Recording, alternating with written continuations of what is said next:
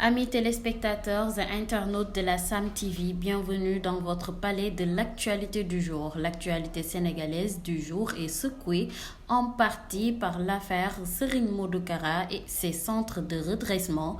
Fatou Bintou Touré pour plus d'éclaircissements. L'affaire des centres de redressement du guide religieux Serigne Modou Kara au sujet de l'affaire des centres de redressement qui alimente la chronique depuis quelques jours. Source A+, informe que l'audition des mises en cause dans le bureau du juge d'instruction a été longue puisqu'elle a duré plusieurs heures. Finalement, 37 des 43 éléments de Kara Sécurité ont été placés sous mandat de dépôt. Il leur est reproché des actes de torture, d'association de malfaiteurs, de traitement inhumain, entre autres faits, savoir le journal. Cette affaire est partie de l'annonce par la gendarmerie le 29 novembre de l'arrestation de 43 individus soupçonnés d'avoir séquestré 355 personnes depuis plus de 2 ans dans plusieurs communes dans la région de Dakar.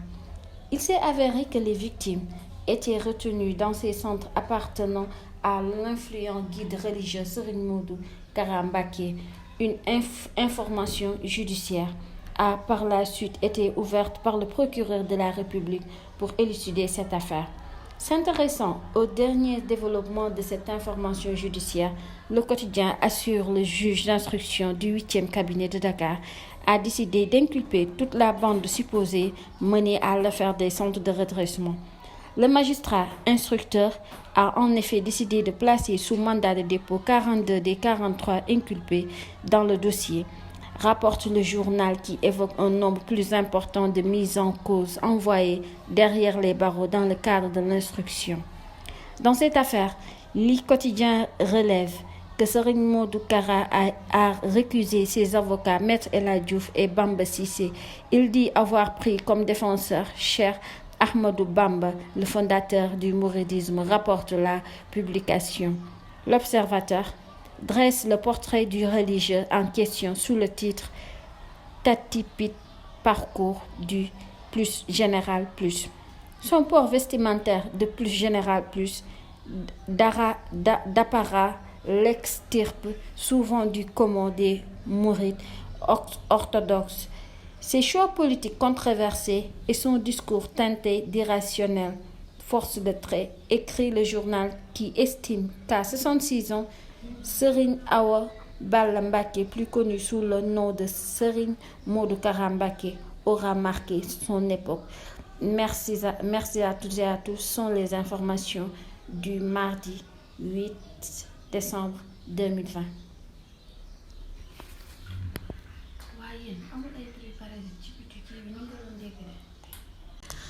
En politique, gouvernement face à la presse, les ministres de la Santé et de l'Agriculture vont au charbon ce jeudi. La deuxième édition du gouvernement face à la presse aura lieu jeudi 10 décembre au building administratif Mamadou Dia. Pour le casting en outre de Oumar Gueye, porte-parole du gouvernement et ministre des collectivités territoriales, il y aura Abdoulaye Diouf Sarr, ministre de la Santé et de l'Action sociale, et Moussa Baldé, ministre de l'Agriculture et de l'Équipement rural. Pour rappel, la première édition a eu lieu le 24 novembre dernier et ont été présents le ministre de l'Eau et de l'Assainissement, le ministre de la Santé et de l'Action sociale, le ministre des Pêches et de l'Économie maritime, le ministre de l'Environnement et du Développement durable, le ministre du Commerce, des petites et moyennes entreprises, le ministre de l'Emploi, de la formation professionnelle, le ministre de l'Apprentissage et de l'Insertion, le ministre de l'Intérieur et le secrétaire d'État chargé des Sénégalais de l'extérieur.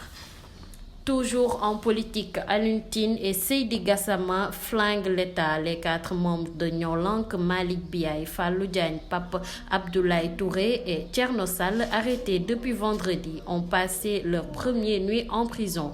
Ils sont poursuivis pour sabotage du cortège de Macky Sall en partance pour les funérailles de Papa Bouba Diop, d'après leur avocat.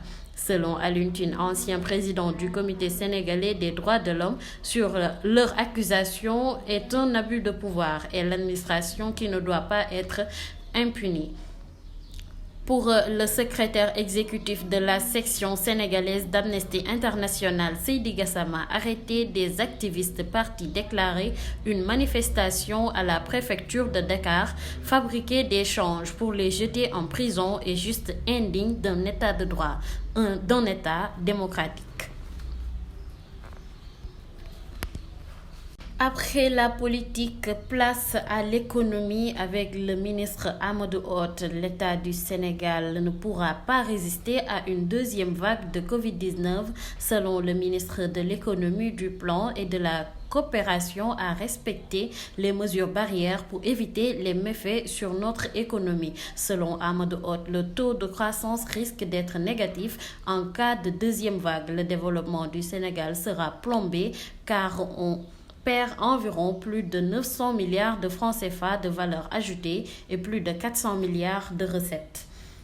En santé, toujours et partout, Covid-19, le bilan coronavirus de ce jour. Sur 844 tests réalisés, le Sénégal a enregistré 43 nouveaux cas de coronavirus. Il s'agit de 14 cas contacts, 3 cas importés à l'aéroport international Blaise Diagne et 26 cas issus de la transmission communautaire. Ces derniers proviennent de Mariste 4, Richard Toll 4, Matam 3, Saint-Louis 3, Diourbel 1, Plateau 1, Nord Foire 1, Parcelles Assainies 1 et Yoff 1. 58 patients hospitalisés ont été contrôlés négatifs et déclarés guéris. 11 cas graves sont pris en charge dans les services de réanimation des hôpitaux. Aucun décès lié au coronavirus n'a été annoncé ce jour. À ce jour, le Sénégal compte 16 996 cas positifs, dont 15 864 guéris, 340 décès et 391 encore sous traitement. Parlons tout à fait d'autre chose, parlons de société avec l'emprisonnement de Mamadou Lamine Faye, père de Doudou, l'enfant qui est mort dans une tentative d'immigration clandestine avec Maguette Choub. Le verdict vient de tomber. Le père de Doudou, le jeune garçon de 14 ans décédé en octobre en mer en tentant de rejoindre les Canaries, est condamné à 2 ans avec sursis, dont 1 mois ferme. Pour rappel, Mamadou Lamine Faye avait remis 250 000 francs, environ 380 € à un passeur qui devait amener clandestinement son fils en Espagne. D'où un autre correspondant devait l'acheminer en Italie pour qu'il s'y inscrive dans un centre de formation. Face à ces genres de faits, peut-on faire appel à un débat à la responsabilité parentale? Pour parler de la culture, nous laissons la parole à Aïda Ba pour plus de détails. L'actualité de la culture a été marquée par la séance d'écoute du nouvel album de Ngaaka Blindé. Le rappeur de Guédiawaye a sorti son album intitulé Secret 7. En featuring avec des artistes nationaux et internationaux, le rappeur Ngaaka Blindé vient de sortir son premier album. Face à la presse hier, l'artiste est revenu en profondeur sur son contenu, les thèmes abordés et les messages lancés. Nous passons à Aïda Samb. En cette fin d'année, Aïda Samb a surpris les fans avec un nouveau single. La chanteuse a sorti Badola, qui tense les personnes ingrates. Je la cite. Je sais, les personnes ingrates sont fâchées contre moi, mais ce single leur permettra de changer de comportement. Amis téléspectateurs et internautes de la Sam TV, gagnez de l'actualité. Nous allons clôturer ce palais de l'actualité avec la revue des titres présentée par Ouli Matagnan. Bonne suite des programmes.